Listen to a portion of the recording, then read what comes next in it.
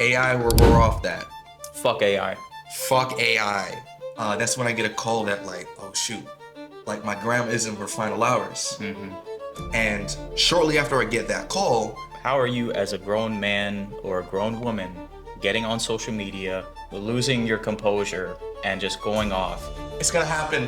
It's gonna happen. So I'm driving. That's my biggest suggestion is just if you're a brand, put money and invest into proper photography and videography and make sure your brand is showcased the absolute best way. You ask me to do a job, whatever else you got going on other than paying me is not my problem. Welcome to Exposure Therapy Podcast, episode 5. Today we have Noah the Creative. I'll go ahead and turn it over to him so then he could go ahead and introduce himself.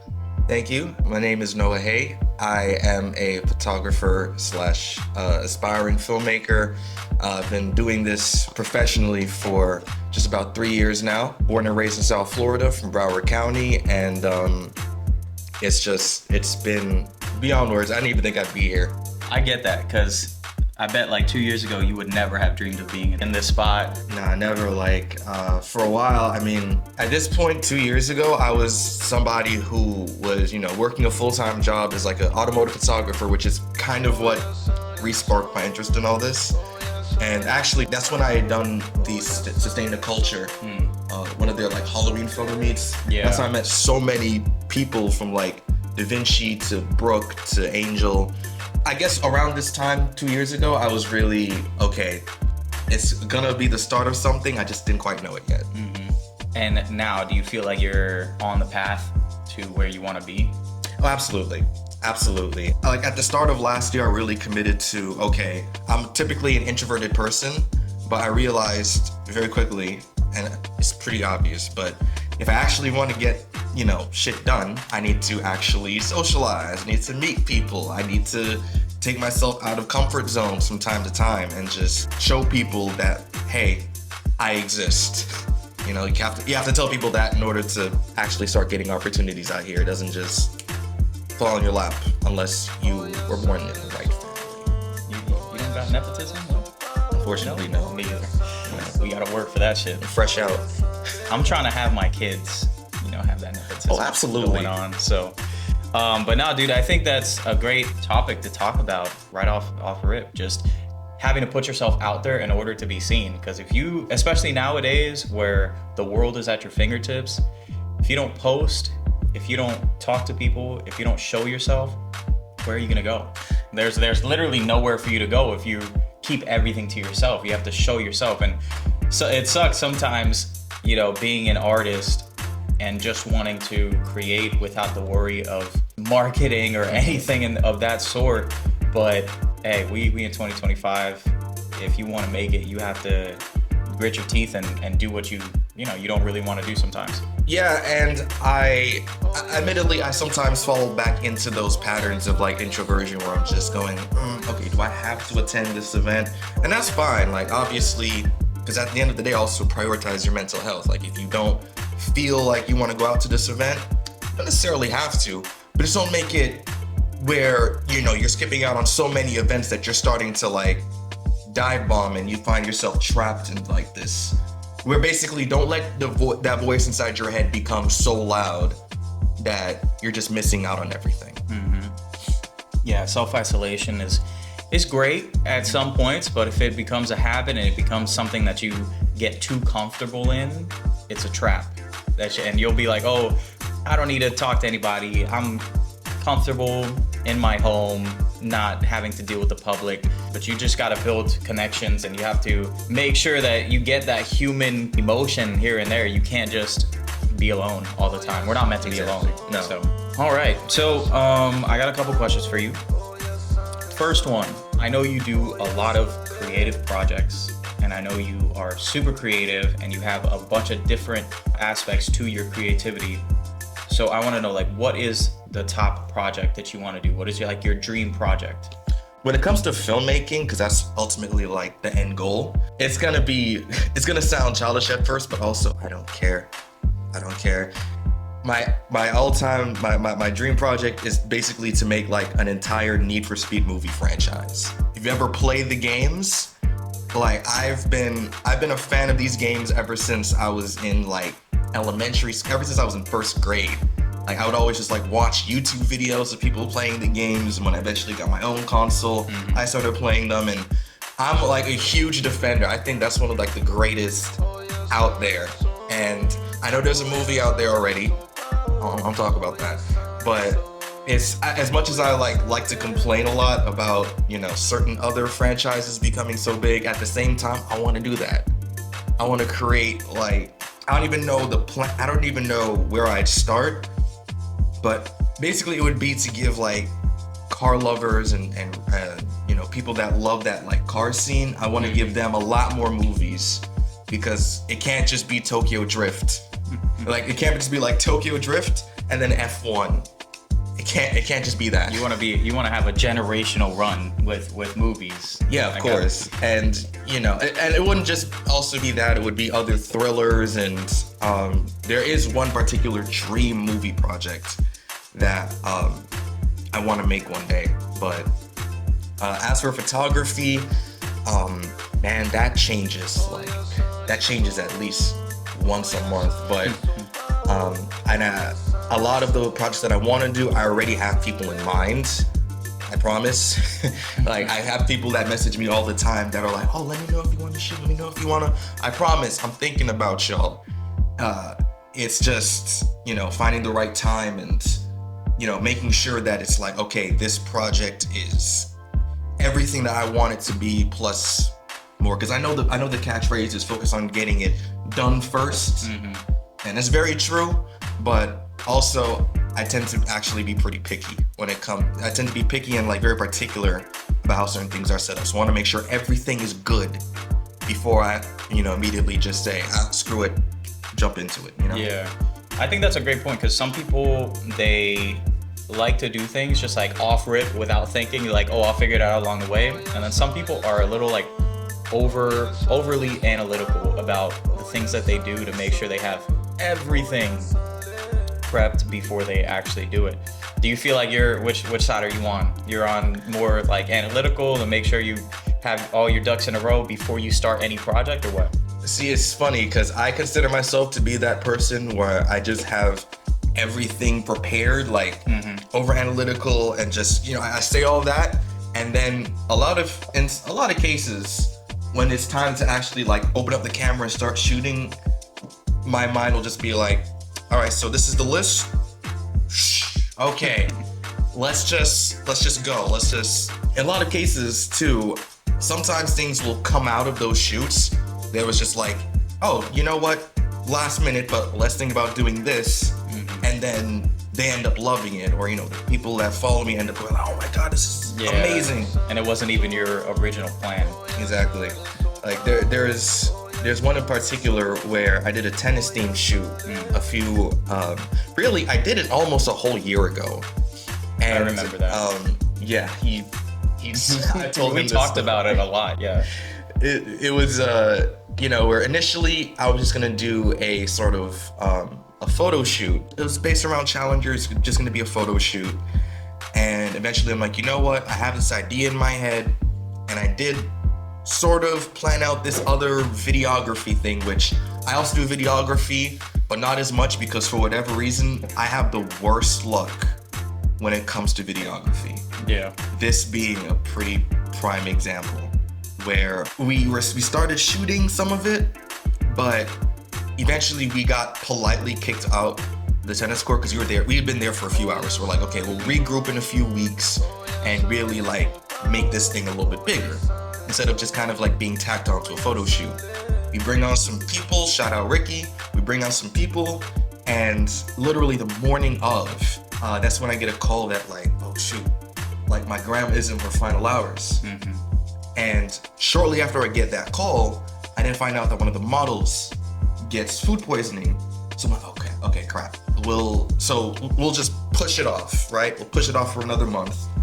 And it was literally like back to back, like weekends where one of the models would either get sick or you know, something would happen. And like, and it would always be in like the last in like an hour before we had to start shooting. And I remember eventually I was like, okay, let me take 2 months off now of this project, because clearly the universe is like, 2 months later, we're like, okay, is everything good? Everybody okay? Okay, I'm getting ready to leave my house. I get a call from one of the models. I'm like, ugh.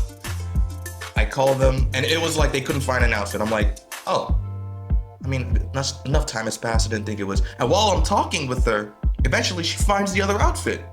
And she's like, okay, is it cool if I just wear this? I was like, yeah, that's fine. Like, okay, cool, see you in a little bit. I'm like, it's gonna happen. It's gonna happen. So I'm driving. I hit the highway. As soon as I hit the highway, I get a call from her again. And I'm thinking, oh, did she like miss something else? Like another question? And it's a FaceTime call. And she's like, you are never going to believe what just happened. And she shows me the entire side of her car fucked up. Someone sideswiped her. I'm like, oh my God. I was like, okay, all right, you got it. You got it. That's crazy. So we have, that was back in April. We have yet to really reschedule proper, just because of like different schedules and everything. Yeah, it happens. Dude, it's so funny because I remember all that happening, and I literally told you, I was like, dude, it sounds like you should just either find another model or drop the project for now, because all factors were just against you at that point. And I'd be like, hey, I take that as a sign. I will say, okay, cool, I can't finish this project after 6 months.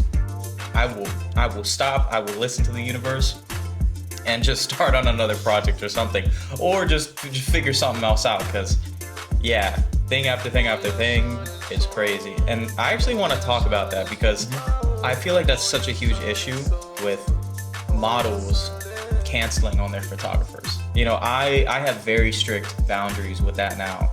If a model cancels on me like more than twice and asks to reschedule, I will put that project off. I will stop it, cut that off right there, because since, you know, I do it full time, I can't be solidifying a time, keeping that block of time open, and then not scheduling anything else around that time, because that's money to be made during those hours. If I set a project aside, a creative project, the model keeps canceling, that's hours and hours and hours that I'm just freeing up that I have to now figure out how to fill. It's frustrating. It's very frustrating, and I'm very picky and choosy with the models that I work with now because of that. You never know a model that's gonna cancel over and over again. You know, I understand things happen. That's why, like, after 2 times, it's cool. But I used to give them a lot more leeway and slack. I used to be like, oh, 3-4 times, cool. I understand things happen. But now, like, there is money to be made. I'm a professional. If you don't value my time, you know, it's done. So yeah, absolutely. I think I've had quite a few people who have, you know, both for paid and unpaid stuff, just kind of backed out or said, hey, we have to reschedule for whatever reason. And most of the time, I don't really take it like personally, because, you know, sometimes I am a not harsh, but I am a very strong believer of just sometimes shit happens and sometimes you need to push it. However, at least in my case, it's never gotten to the point where it's like, oh, we need to keep pushing it again and again and again, because the way I do it, I operate on 3 strikes. You know, first time, okay, things happen. Second time, okay, all right. But if it's like 3 times, and you know, then you just kind of like, okay, it feels like it's a pattern at that point, and you know, it's very hard to do business with those types of people, because it makes it feel like they don't value your time, and it's so frustrating. But at the same time, I do have that mentality that shit happens, and I do not let things bother me personally. You know, if it's business, I nod my head, give it a thumbs up, and continue, because in this business, you have to have such thick skin and just take it on the chin and just keep it pushing and maintain that positive outlook on things, because otherwise you're gonna be miserable. And Yeah. the creative space is supposed to be fun. It's supposed to be entertaining. It's supposed to be hopeful, and you don't want to constantly go on working and doing all these projects with such a like a negative mindset and let every single thing or every single issue bother you. And I see people like that, and I'm like, damn, like, how do you live? How do you enjoy yourself on a day-to-day? Yeah, straight up. And I don't take, a lot of the times, I won't necessarily take, if it's like that many times, sometimes my first instinct is just like, okay, not necessarily that you have open disrespect me, but it's like, okay, you clearly got a lot going on. It's like, you need to get that together and then we can talk about it later. I don't really feel any type of way. And to your point about people like taking it so personally, I've seen like people who have been in this game for years crashing out on Instagrams, on the Insta stories, talking about some like why does anyone want to work with me? Blah blah blah blah blah. It's like, yo, this is why. yeah, like that. I mean, like it sucks that. I mean, on one hand, it sucks when you keep having to cancel and reschedule. Trust me, I've been there. It's not a great feeling. Mm-hmm. But also, it's like you got to learn how to handle this stuff. You can't just be crashing out. Like you're at this point, you're the position that you have in life. You're not afforded the career to crash out like that on social media, unless it's something that's like truly like egregious, like they're in your DMs like insulting you and blah blah blah. Yeah. Then that's not really crashing out. That's just being reacting. Honest. That's just letting people know. And defending yourself. Exactly. Yeah. How are you as a grown man or a grown woman getting on social media, losing your composure, and just going off on people or a business or anything? I understand maybe if someone didn't pay you, because hey, I have publicly called out agencies or people that owed me money and didn't pay, and I've had to publicly call them out. And let me tell you, that shit got solved immediately. I got a phone call within 3 minutes of posting. That was actually a funny story because I had done a YouTube skit for a YouTuber, and the agent that hired me, she first of all, I did it as a favor because it was super last minute. Like I'm talking about within 30 minutes, I was at the location. She called me an Uber, put me from one point to another at the location, and I did the skit. Took 15 minutes. Called me an Uber back. Great. I texted her. I was like, hey, I did all that. I'm done. I'm in the Uber. Let me know when I could expect payment. This and that, bro. It was only a $50 payment. She followed up and she was like, oh, you should expect it like this week or like in a few days. In a few days, I followed up. She made an excuse. She was like, oh, I'll get it to you like something like my Zelle limit was reached. And I was like, okay, cool, that's fine. I'll follow up when you tell me to. She said, okay, give me like 2 days. Followed up after those 2 days. All of a sudden, she stops replying. $50, bro, $50. She stops replying.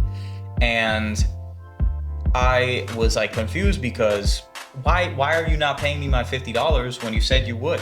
She could have told me, oh, I'll follow up with you in 2 weeks. That's when we get the main payment from this guy, this girl, whatever.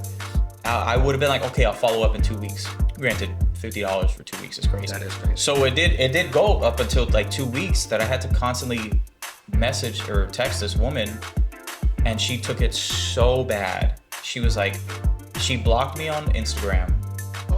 She wouldn't answer any of my calls, my texts, and you know what? She didn't block me on Instagram. I think she blocked my number after a little bit, like after a while. And then I was like, yo, what the fuck? So is she gonna pay me? And at this point, it wasn't even about payment. It was the principle of it. Yeah. It was like, why are you not paying me $50 when you said you would?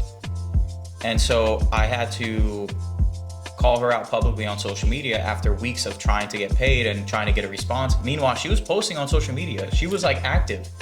I responded to her through Instagram, through text, and she answered me a couple times in between, and I eventually had to be like, oh, I need to get payment or else I will take this to court. I will be petty and I will take this to court over $50. So she made an excuse to that. So what I did, I called her out publicly on social media. I tagged the YouTuber. The YouTuber contacted me before her, like a few minutes before her. He messaged me. He was like, oh my God, dude, I'm so sorry. What's your number? He called me personally. He's like, dude, I'm so sorry. I paid her like a week or two ago for all this. This shouldn't be happening. I'm so sorry. I'm gonna Apple Pay you right now. So he ended up paying me immediately because I called her out on social media. And then she called me while I was on the phone with him. Oh my God. When I got on the phone with her, when I called her back, she was frantic. She was like, please take that down. Please, please. Like, and I'm like, okay, well, answer my questions first. Why didn't you pay me? What is going on? What happened? Bro, she came up with excuse after excuse, ultimately saying that she felt like I was doing too much. Dude, I called her out so bad. And it's funny because I recorded the phone call. I'm not gonna play it. Yeah. I'll play it for you after. Okay. But I called her out so bad that, you know, she was like, oh, I'm in charge of so many people, this and that. You don't understand. I'm like, I do understand. I don't care what you have going on. You asked me to do a job. Whatever else you got going on other than paying me is not my problem. I did a job for you, you pay me. That's it. And you pay me accordingly. She said she didn't pay me because she felt like I was like texting her too much, asking for too many updates when she was constantly giving me the runaround. Exactly. So I called her out so bad and I was like, oh, tell me what happened and then I'll take it down. Explain why you didn't pay me. And she was like, oh, take it down first. I said, no. Okay, click. And I hung up on her. And so she called me back a couple times. I denied like a couple calls. She called me back a third time. I answered and I was like, okay, are you ready to like talk? Are you ready to tell me what was going on? So she gave a half-ass explanation. And I was just going in on her about professionalism and business and everything. And by the end of it, eventually I decided to take it down after a couple hours, but the deed was done. You know, yeah. She fucked that all the way up because all she had to do was communicate with me, not even pay me, communicate with me, and it would have been fine. But it took me publicly calling her out on social media, me sending it to model chats, me posting it on my story.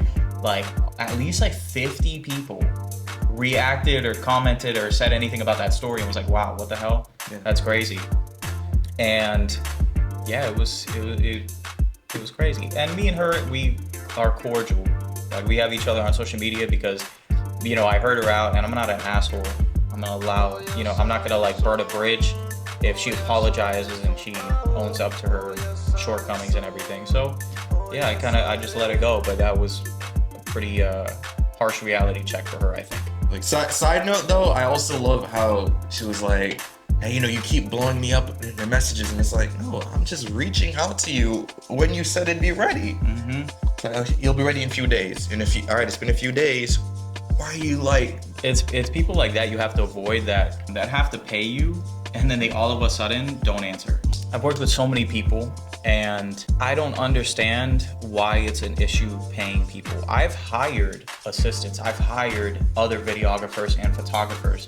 I made sure if I get a deposit, I'm giving them half of their pay up front, just like I do, to make sure, okay, they're locked in, they're taking care of transportation, whatever they need. And then as soon as I get paid, I fucking send them the remaining balance that I owe them. Because it's just like, you did a job for me, why would I not pay you? Why would I not immediately follow up? I want to make sure you get taken care of too, especially if someone did a really good job.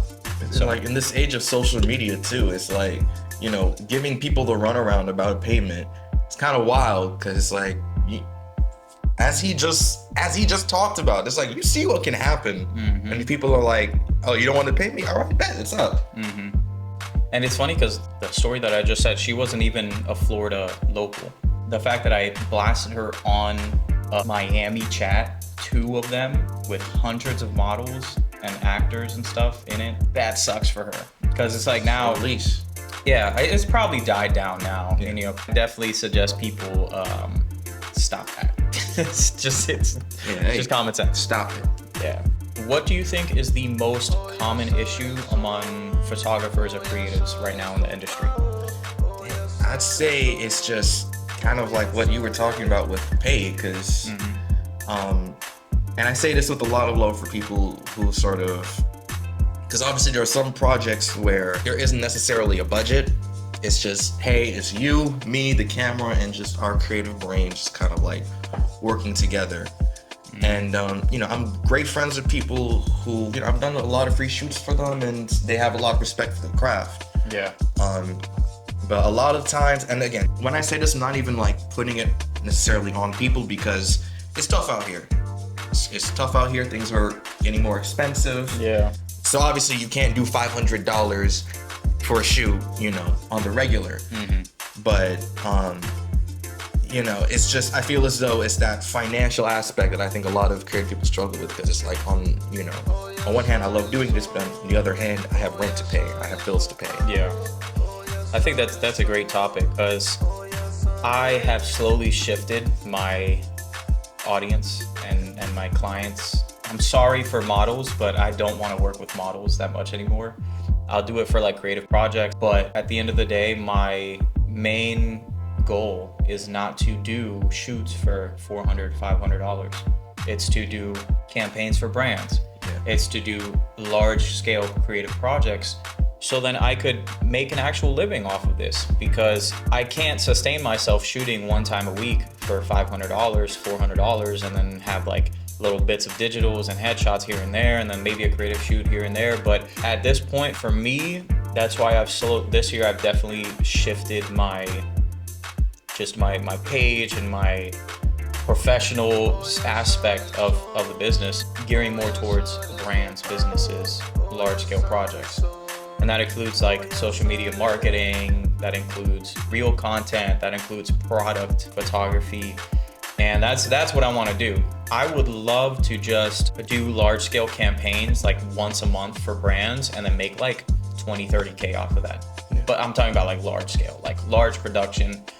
And honestly, like even just being a creative director or a project manager of that sort, instead of just being the photographer, because I like to do photography, and it's my top favorite thing to do right now. But at a certain point, I want to elevate, and that goes into films too, because I like doing films. I like directing. I like, putting a bunch of stuff together. I don't think small scale anymore. I'm starting to expand and think bigger and focus on those bigger projects. So, and that has to do with like marketing too. Marketing, that was my biggest struggle from year 4 to 5, was figuring out how to market myself. Honestly, it's still something I'm trying to figure out right now, and just excel in, because it's such a harsh environment trying to make yourself look better than the people around you, and be like, oh, why should I hire you instead of this person that charges $300, $400, $500 less than you? At that point, it's all marketing. It's how you make them perceive you. And at the end of the day, you could do better work than someone else, but you don't market yourself correctly. You don't show yourself correctly. They're gonna go with the other person that makes their work look so much more flashy and high quality than yours, even though you have a better camera, you have better equipment, and you have a better just overall workflow. And it's the sad truth. Yeah, no, absolutely. When it comes to marketing myself, I've tried my best to really find that like fine line between my professional side and my true side. And then honestly, right now, I'm in that mode where I'm just like, you know what, man, this is just me, who I am. I'm just gonna portray who I am as honest as I can. So that means keep the story posts about whatever to kind of a minimum. And, even though sometimes taking Instagram seriously is not fun, because it's, cause sometimes you're like, I just want to like goof off, but it's like, no, I gotta hold off for whatever reason. That's why I got my close friends. Yeah, Whoever's like in my close friends, y'all know I'm funny. Literally, exactly. I can attest to that. You're absolutely on the money with that. Like literally, at this point, you got to save a lot of that stuff for your close friends. Like it sounds like a joke, but honestly, it's super cathartic. Because you're still letting yourself be known to people.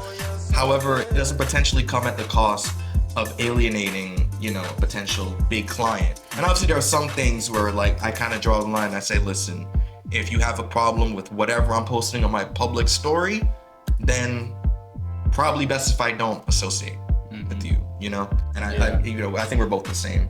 Absolutely, because I am extremely outspoken about certain topics and the world and the issues and the societal structures of things. And I feel like I'm not scared to be looked at any type of way because of what I post, especially if it's to draw attention to certain things and atrocities in the world. And I mean, whoever follows me, you know that I have no issue publicly speaking out about issues like that. So I feel like that's a super important thing to do if you have any type of audience. But keep the funny and inappropriate shit to your close friends. Like you don't need to and everything. Like you don't need to repost the deep fried memes on your public story all the time. Especially you Dunkin' Donuts, because what the hell are you doing? Yeah, I saw that. And I didn't even realize it was from Dunkin'. So when you posted the verified page, so when you posted that story, I'm like, what? Oh, can't be shit posting on Maine unless you're a brand. Mm-hmm. Okay, once you have 100,000 followers, once you have disposable income, once you have enough money to ensure that the next few generations of your bloodline will be nepo babies, then feel free to post whatever. Yeah, or just make a private page too. I will say though, it's funny because the two branches that I've done this year, they didn't, see my profile and me up like, oh, hey, we'd love to do business with you. Mm-hmm. It was actually, when I used to work for Sustain the Culture, one of the things that I did every other weekend was, I'd go out to events and provide some like event coverage.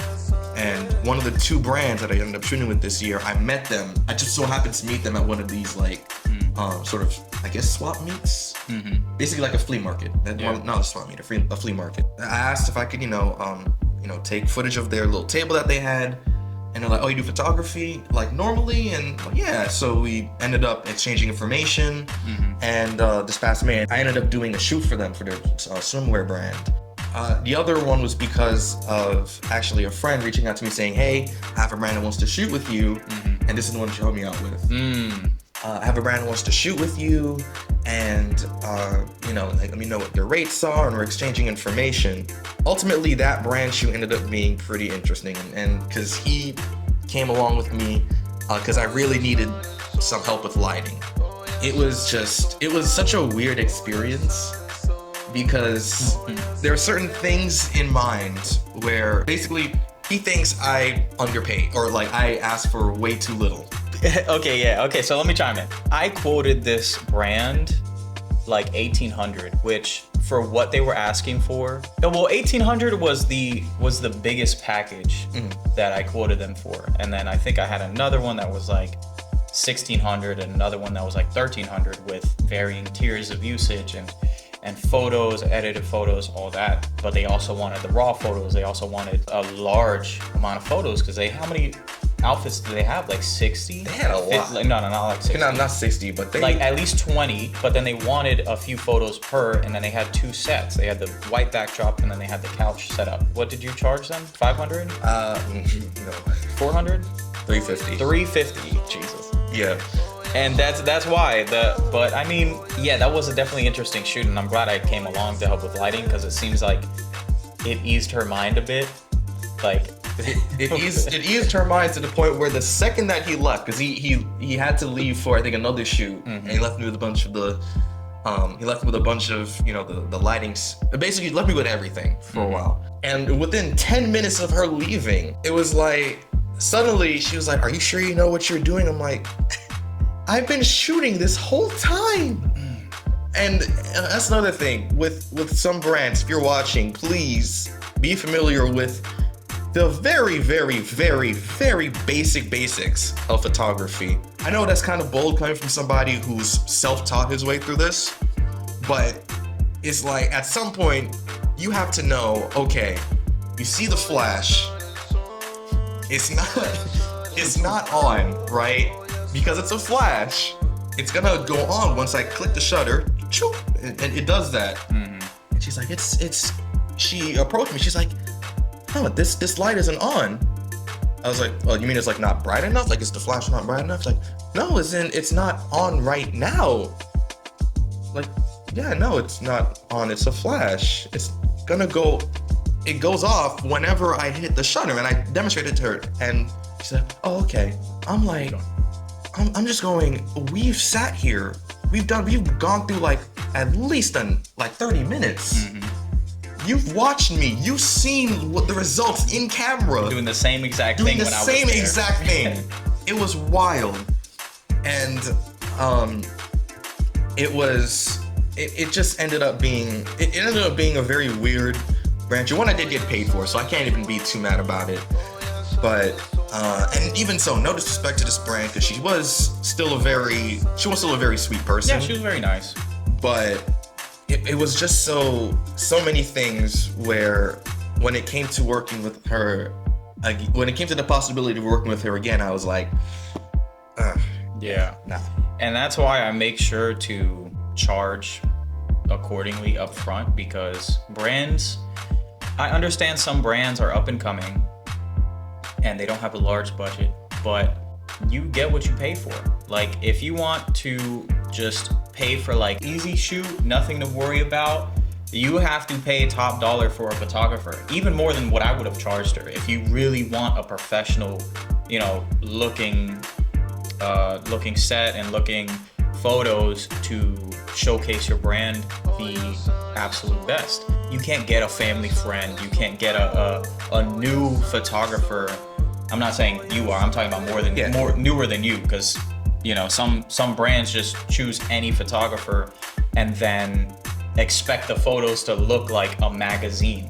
It's like, you can't expect to get $10,000 shoot quality out of a $200 shoot, $100 shoot photographer. That doesn't make any sense. That will not get you anywhere. You have to invest into your business with photography and videography. It's sad to see that some brands, like, they just choose the cheap route. They have the money, but they're like, it's whatever, and then their brand ends up looking bad because they choose to go with a cheaper option and they don't put money into marketing like that. So that's my biggest suggestion, is just, if you're a brand, if you're a organization or whatever the case may be, put money and invest into proper photography and videography, and make sure your brand, whatever it is showcased the absolute best way, because that's what customers and consumers are going to see first and foremost. Exactly. And we do mean like invest in like actual photographers, none of this AI stuff. AI, we're off that. Fuck AI. Fuck AI. Fuck AI. So I have very strong opinions. We'll make this last topic quick about AI. I do think that some AI is necessary, and I do think that some of it is very, very helpful with like workflow and utilizing it as a supplementary tool. Yeah. If we use it as a end-all be-all replacement, that shit will rot your brain and it will destroy the environment. Like, I'm talking about these fucking AI slop videos. Yeah. Like, I start pressing like not interested on all these AI videos of like cats and dogs doing like random shit. But I feel like it's being intentionally pushed and shown to us in order for us to become distracted. And don't even get me started on that rabbit hole. But yes, it's just way too much, and it's destroying the environment just for entertainment. And don't get me started on the AI artists, the AI actors that they're trying to push, because they don't need to worry about, they don't need to pay them. They don't need to worry about rights.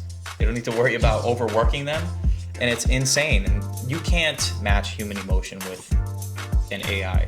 Exactly. And even with the AI, even with some of like the AI, like you said, like some of the stuff that can be funny, it's like, even I kind of struggle to agree with that, because a lot of the times it's like, what makes a video funny is what can make a funny cat video or a funny reaction meme. What can make that so funny is because like a lot of the times that was not its intended purpose. Like it's real. Yeah, like it's something that somebody probably like paused the movie or whatever and happened to be on that moment, and it was just so funny, and it was like, you know what, let's go. Which is why it's like when it's basically the difference between like the cat sitting at the dinner table like and that like the actress like pointing. Yeah, the lady like pointing at her. Yeah. That's funny because it's like that's a real cat. That's not what it was originally intended for, right? Yeah. And in other cases where it doesn't work, like I think a funny example, and this might be a bit too niche, but there's a Victoria Monet. She has a Twitter where I think she did like some interview for Genius. And she's like, new meme pack reaction, like, new bunch of new reaction images for you, enjoy. And it was just, it didn't hit the same. It's now funny, it's now kind of a semi-viral thing on Twitter where someone was just like, no one's gonna use any of these. I think I've seen that. Because it's like, no, now you're saying it's like, but go like, here, use them. It has to naturally just be funny enough to use. So, but when it comes to more so AI in creative spaces, I will say, I say fuck AI, and I still do mean that wholeheartedly. But when it's used as a tool, it can be fine, right? Because sometimes it's like straight up. For a lot of my YouTube videos, for a lot of videos I've done, or for some videos I've done for clients, I run it through that Adobe enhancer thing, because it's like that saves a lot of time. It's very simply like cleans up the audio, makes it sound less echoey, less noisy. And in that regard, it's like, okay, that's fine. However, when it's being used to like generate entire entire videos and images and backgrounds, then it's just like, when it's used to like, generate drawings, it's like, really? And it always looks so cheap. Yeah. Even though AI is getting scarily good, it's still extremely, it's still not even remotely, it probably will never be as good as just doing it for real. Like, I remember when Fashion Week started, when Miami Fashion Week, like the official Miami Fashion Week I remember that. when they did like an AI video, for a promo, and rightfully so, everybody was pissed. It looked like shit too. It looked like absolute dog shit. And everyone's like, really? It's like, you have thousands you probably have like thousands of women who would like kill to do this for free. However, no, you still pay models. It's not what I'm Yeah, pay your models. Yeah, I say do it for free, but I'm being hyperbolic. Pay your models, okay? But especially when you're that big a brand, pay your models. And it was just this moment of like, are you serious? And I remember, I think the person who generated it, I think they were a woman. They're like, no, this was secretly, they tried to like spin it under like some guise of like woman power. I'm like, your idea of woman power is generating women instead of actually hiring them. It's like, that makes no sense. And it's like, if you have to AI generate this stuff, maybe you're not as big as you think you are. Maybe not as big, not as rich, not as all that. So just think about what AI says about your brand, what that slop says about your brand. All right, so I think that was a very productive and insightful podcast episode. We talked about a lot of different topics, a lot more than I thought we would. But as a closing statement, I always tell every single guest, do you have any advice to any photographers or anyone in your position right now in the industry to give?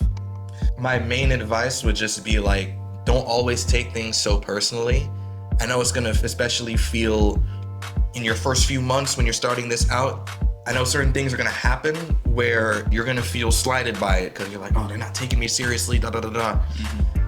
Listen, don't take it personally. Please don't, unless you're not getting paid. That's a whole other thing. But if it's, hey, we went with this other person because they just have a little bit more experience, you gotta take it on the chin, man. You can't be, or if somebody says, hey, I can't shoot with you right now, don't take it personally, man. Just, regroup. It's not always in your best intention to be like, to fly off the handle or to be like, well, just fuck them forever. Yeah. Just be chill, keep your head up, and don't take it personally. Yeah, awesome. Yeah, that's great advice. So that wraps up Exposure Therapy episode 5 with Noah the Creative. I will see you guys next time on Exposure Therapy episode 6. Peace. Peace. Free Palestine. Free Palestine.